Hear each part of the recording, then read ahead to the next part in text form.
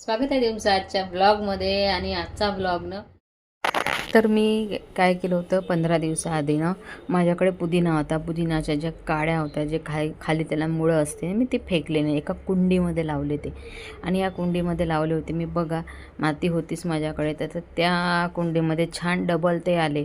म्हणजे आपण फेकल्यापेक्षा असा जर उपयोग केला उन्हाळ्याचा, आणि पुदिना खूप कामी पडतो उन्हाळ्याचा, सगळ्यांना माहीत आहे. आणि ताजाची जी स्मेल असते खूप चांगली येते आणि आपल्या पोटासाठी पण चांगलं राहतं. तर हा पुदिना मी बघा घरीच आयडिया लावली की ते जे मुळं होते ते जमिनीत लावून म्हणजे कुंडीमध्ये लावले आणि छान पुदिना झाला. आता हा व्हिडिओ आहे 7-8 दिवसाआधीचा, जो टाकायचा विसरली होती मी.